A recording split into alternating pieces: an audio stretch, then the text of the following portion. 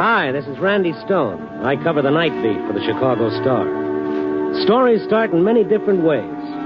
This one began with a bloody brawl in the darkness of an alley and ended in the glare of a fight arena with the winner and still champion, Old Kid Death.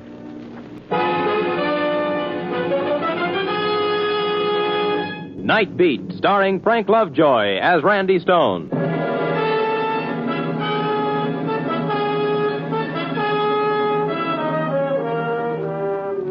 All that people need to make them happy, said Juvenile, are bread and circuses. And up to a point, I suppose the old Roman cynic was right. The promoter of the Metropolitan Arena probably never heard of Juvenile, but he would have agreed with him 100%. His fight club is a cut-rate monument to what the old Romans meant by circus, a place where gladiators meet regularly in combat. Its marquee flashed in the gathering twilight as I cruised past and crossed Madison and went up Clark, taking my time, for the night was young and the waking nightlife of the jukebox taverns might offer an incident for a story. But there was no inspiration there, so I kept going, cut through a cheap rooming house section and headed for the office. I stopped for a red light, and that's when it happened. A burst of footsteps pounded up from behind, and a man, his shirt blood-spattered, his head bleeding, jerked open the door and filed in beside me. Get going. They're after me. Hurry, please. Who's after you? They got guns. Step on it. I ran the light, noting several figures in my rearview mirror as they stopped running and turned toward a car at the curb. I made several turns as my passenger kept looking back. And finally, satisfied that we'd lost them, he leaned back, took out a handkerchief, and wiped the blood from his face. Lost him. He was a stocky, heavy-shouldered guy, rather good-looking in a rugged sort of way. The ridges over his eyes were thick with old scar tissue, and there was a dent in his nose. The ear facing me seemed in good enough condition, but the mark of his profession was on him unmistakably. Oh, thanks, pal. Thanks an awful lot. Dirty rat. There was more than just one of them. I counted 3. There were 5. I took care of the other 2. The rat I mean is the one who hired him to do the job. Who? Marty Bannon. Bannon? Yeah. Someone else must have tipped him off where I was staying. This the same Marty Bannon who was up before the grand jury last month in that gambling investigation? You must read the papers. Oh, more than that. I covered the story. A reporter? I'm Randy Stone, the Chicago Star. I'm Gunnar Evans. Yeah, I know. I saw your name on the marquee at the Metropolitan. You're fighting Pete Madigan tonight. That's right. You've seen me fight before, huh? Oh, yeah, but not lately. Not since you started your comeback. Last time I saw you was over 5 years ago when you nearly lifted the crown from the middleweight champ. Say, which way you going? Well, right now we're heading to the hospital. What? Oh, look, you've got to get to a doctor. Not Your head that. I'm okay. Now, you look it. It's just a scratch, I tell you. Don't let a little blood scare you. All right. Oh, there's a cop there by that street lamp. No, Tell keep him going. Please, I haven't got time. What's that? Look, Mr. Stone, I appreciate you helping me, but if I go to the cops now, they might hold me while they're investigating. I'll lose $2,000. Your purse tonight? More than just that. It's dough I put up to guarantee my appearance. Every dime I could scrape up. Look, I better get out. I'll drive you to the arena. So, thanks, but I'm going home first. Got to pick up my manager. I'll drive you there. I'm in no hurry. Thanks, I appreciate it. Keep straight ahead. I'll tell you when to turn. Good. What's Marty Bannon got against you? I'll tell you someday, maybe. Works for a gambling syndicate, doesn't he? Works for it. He is a syndicate. I wondered. Turn to your left. You, owe him money? The house right there on the corner. Okay.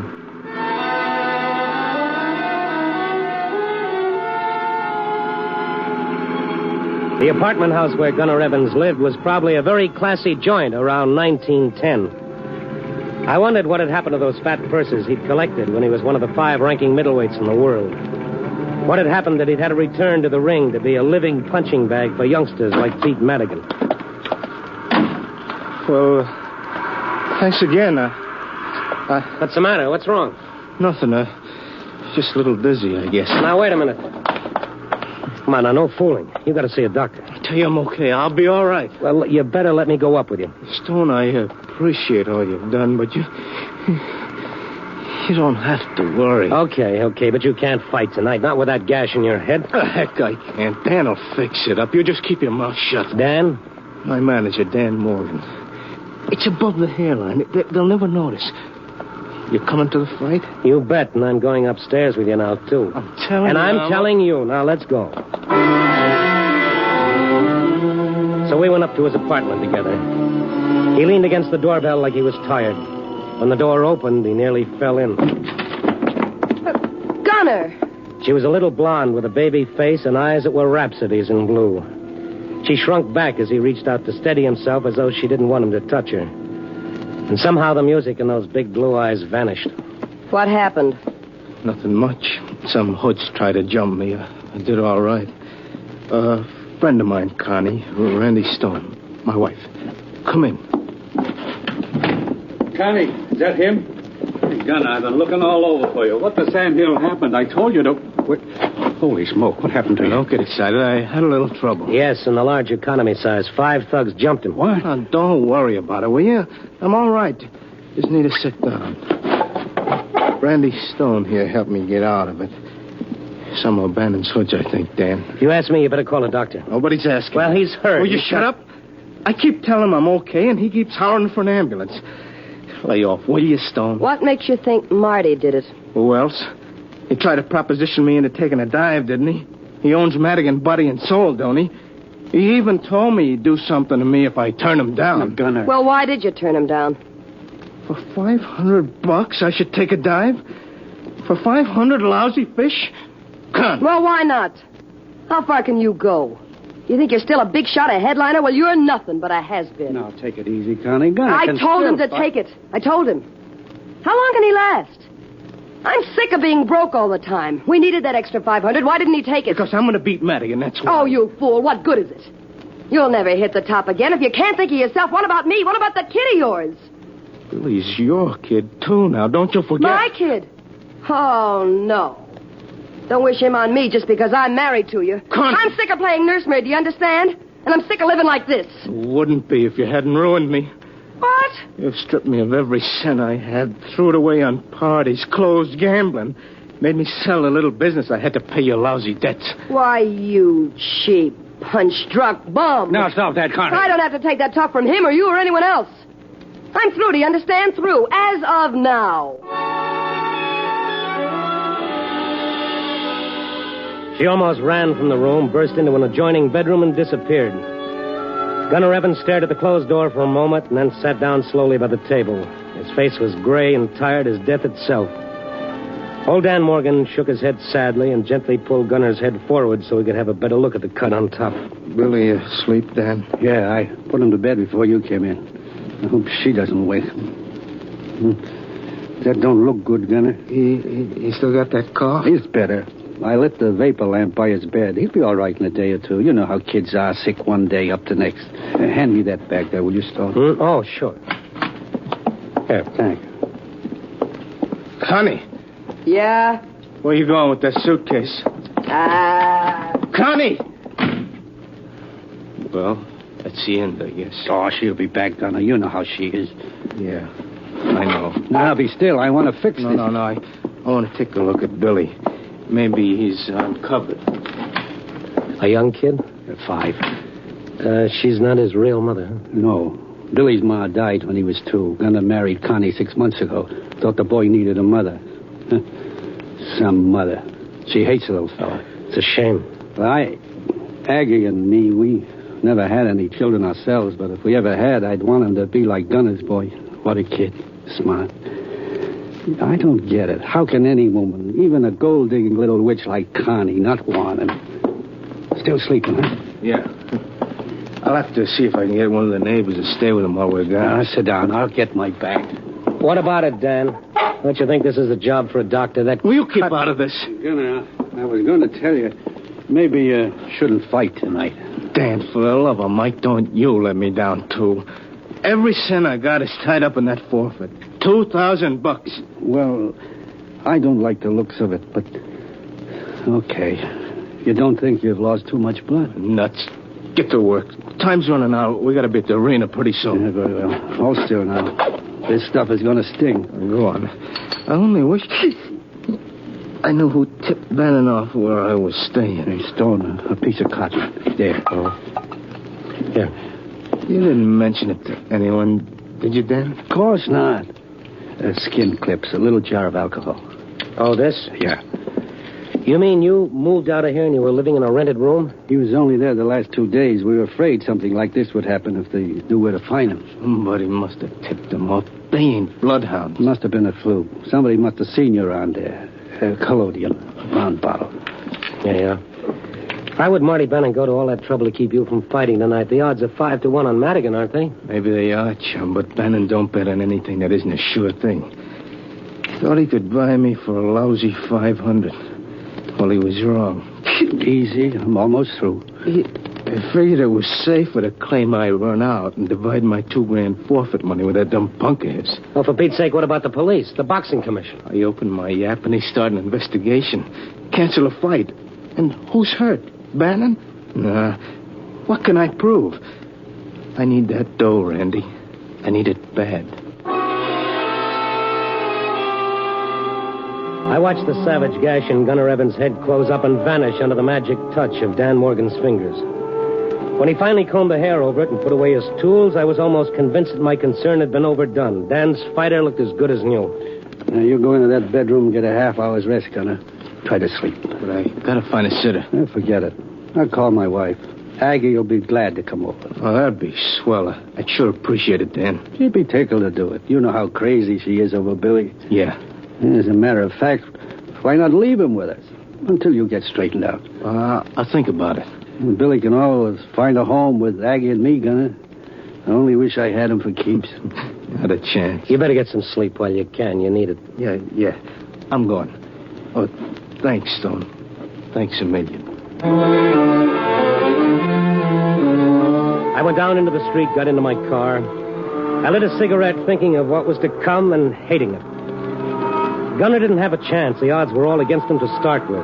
But now Marty Bannon and his thugs had guaranteed it. The more I thought about it, the sicker and angrier I got. I knew Marty's address from the last time the police had visited him. Maybe he ought to know he wasn't having himself a private party with Gunner. Maybe he ought to know that if he got too rough, I might just invite the 800,000 star subscribers. So I started up and headed northwest. Maybe I could put a scare into this mug.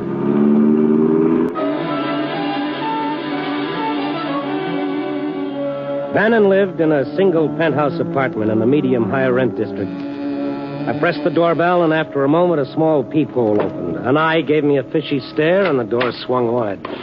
Well? How are you, Marty? Remember me? Stone, Chicago Star. Oh, yeah, one of those poison pen artists. What do you want? A little talk. About what? About Gunner Evans. Come in. All right, spill it. What's in your mind? Who is it, doll baby? Shut up. Well, I like that. I only asked a simple... You. Gunner's wife stood in the foyer entrance. Like Bannon, she was in evening clothes, wearing a gown that showed everything but good taste. When I saw, I knew who had tipped Bannon off where Gunner had been hiding, and who had sent those goons on a murder trail. It was Connie herself.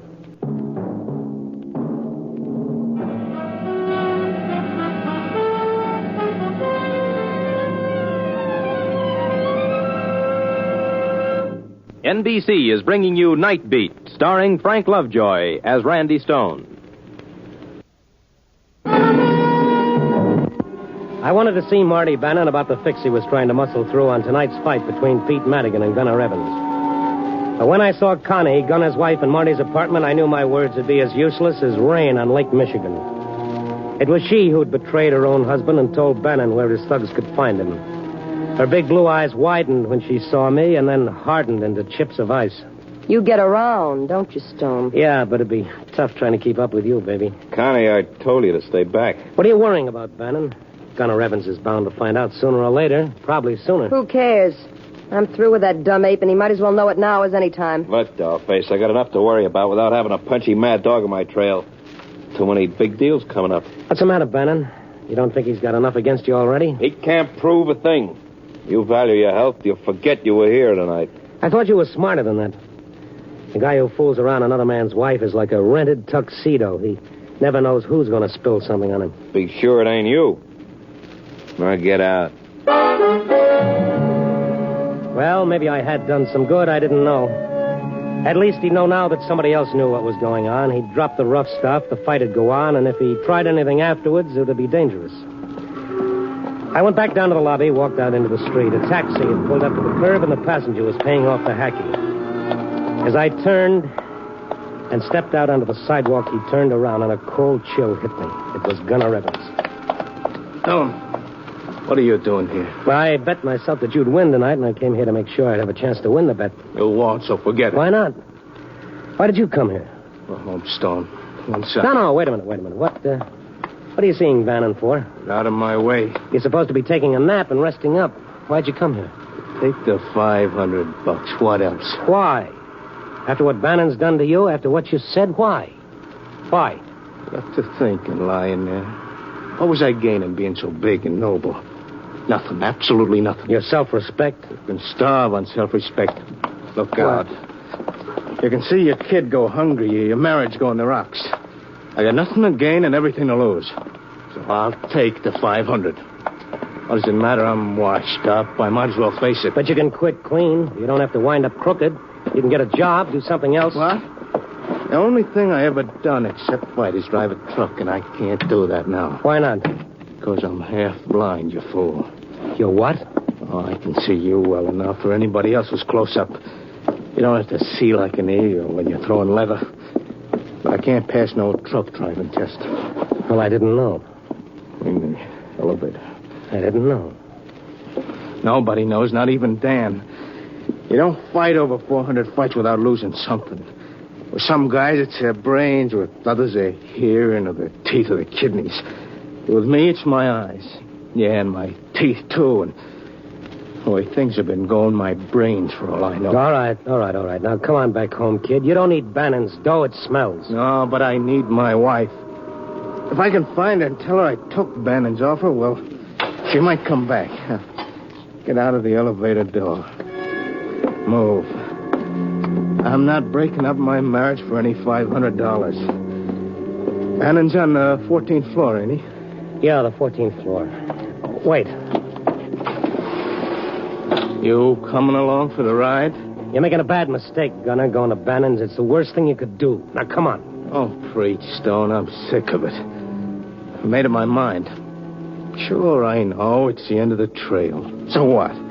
I never hit the championship, Gravy, and even when you do, it ends up like this lots of times. No dough, no eyes, no brains. You still got brains enough to lick this thing, Gunner, believe me. Where's the button? Well, Stone, it's different when you're young. The promises sound good. The world looks good. You read the stuff they print about you in the paper, you're great. Sure, it gripes me that everybody seems to be making off their fights except you. The gamblers, the crooked managers, the shady promoters. Of course, they ain't all that way. There are some pretty good guys, like Dan Morgan. He's the first honest manager I ever had. But there's so many of the others. So you bust your fingers. You can't sleep for nights on account your hands are like two big hearts, beating with pain pumping through them instead of blood. You get your teeth knocked out. You can't breathe on account of your nose is busted. The years go by and where are you? What do you got? Then one day you wake up and the fires inside you are out and you're like a furnace full of clinkers. You're an old man. That it? Yeah, an old man. You know how old I am? 33. Gunner, I wish you wouldn't. Let go of me. All right. If you must, you must. But before you ring that bell, there's something you should know about what you're going to find in there. Yeah? What? What is it? What are you trying to say? Okay, Marty. I'll meet you right after the fight. Then we can... Gunner! Connie! Marty, it's Gunner! Open up! Open up, Connie! Open up the Gunner, door. it's no good. She's not worth it. I'll kill the rat! Come on, get a grip on yourself. Gunner! Get away from me! Connie! African doctor, help me! Gunner, for the love of Mike. I told you to let me go. Listen to me. You asked for it. Whatever time had done to Gunner Evans' legs, it certainly hadn't affected his punch. I went out like a shattered light bulb. When I came to, I was sprawled on my back in front of Bannon's penthouse apartment. The door was still locked, but I could see through it like it wasn't there. The simple reason that the main part wasn't. The entire middle panel was smashed through. Only the frame remained.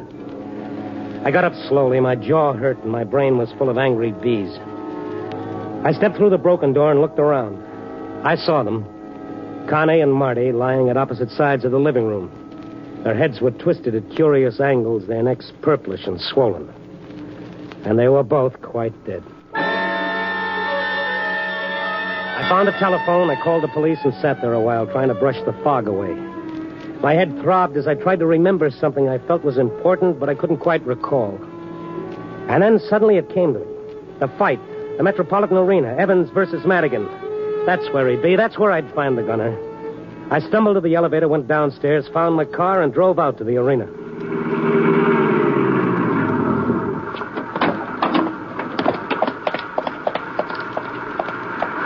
Hi, is Gunner Evans here? Is he here? He's fighting tonight. Don't you see the signs? Yeah. You're just in time for the main goal, mister. Ringside? I got one on the aisle, row 5. Here's my press card. Say, what's going on anyway, you know? Meaning what? I mean, him coming in just a little while before the semifinal was over. His manager and the promoter was tearing their hair. You say the main go's about to start? Bell for round 1 rang 30 seconds ago. You're covering the fight, better get on in.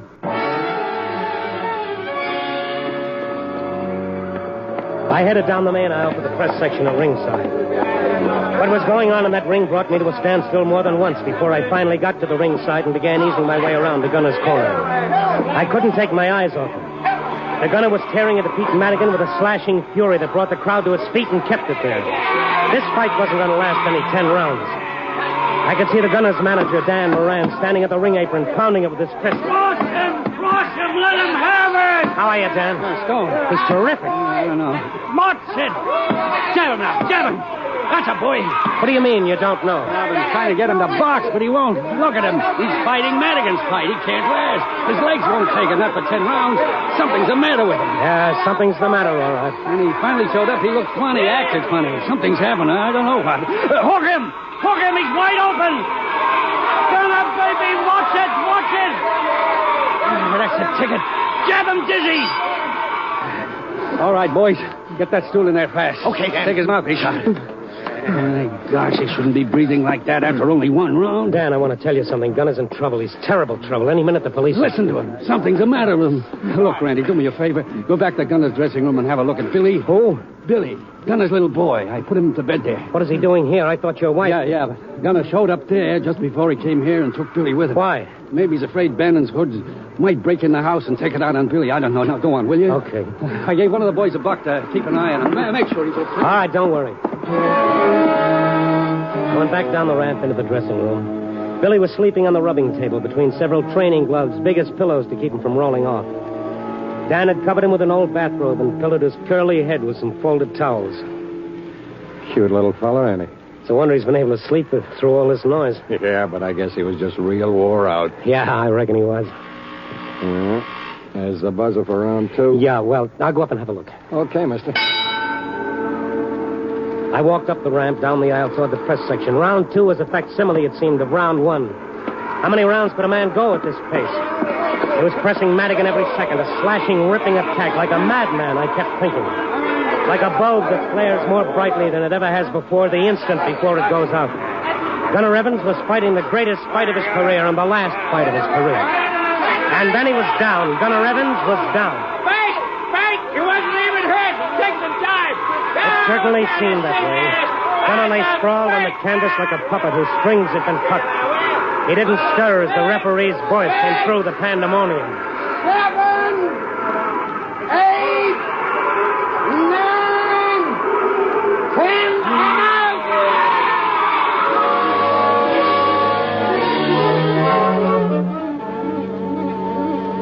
I walked down the aisle through a now hushed crowd. Nobody moved. When I finally got to the ringside, Dan and his 2 seconds were still working on Gunner. A scared, haunted look had begun to deepen the furrows of Dan's wrinkled face. Presently, the commission doctor climbed into the ring and knelt beside the fallen fighter. After a while, he looked up, pointing to the patched-up wound on Gunner's head. It had oozed some blood, but now it had stopped. This man was hurt before the fight. Yeah, he cut his head. I told him he shouldn't fight, but he insisted on going on. In heaven's name, why? He had a $2,000 forfeit posted. $2,000. How bad is it, Doc? His skull was fractured before he entered the ring. You mean that... He's dead. We went back to the dressing room, Dan and I. I tried to tell him what had happened at Bannon's apartment, but he didn't seem to hear. He shuffled along, his head bowed, his eyes red. We stared at the sleeping child, and I asked Dan, gonna have any relatives? I don't know. None that I know of. No. Gunnar didn't have any kin. You mean Billy's alone? Alone? Of course not. He's not alone. Billy's got me and Aggie, ain't he? Well, then you better take him before the police get here. Here. Take him home with you. Yeah, poor little fella. He must be tired. Didn't open an eye. Yeah, I'll take him home. Don't want to take any chances. There's cough coming back. You gonna keep him, Dan? Huh? You said you wanted him, didn't you? You mean? Gunnar would have wanted you to have him. Billy. He's yours, Dan. For keeps. Your son.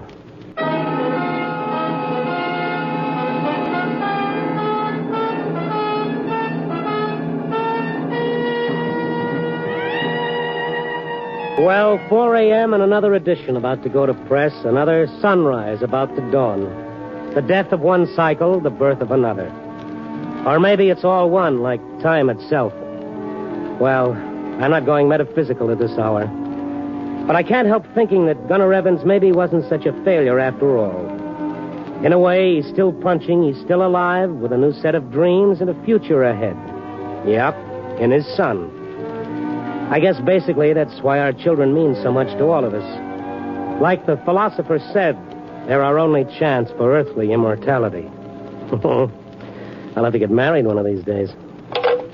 Copy, boy.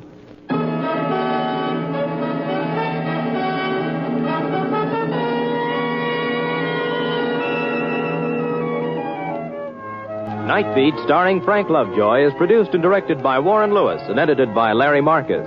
Tonight's story was written by Irvin Ashkenazi with music by Frank Worth. The part of Gunnar Evans was played by Don Diamond. Listen next week at this time and every week as Randy Stone searches through the city for the strange stories waiting for him in the darkness.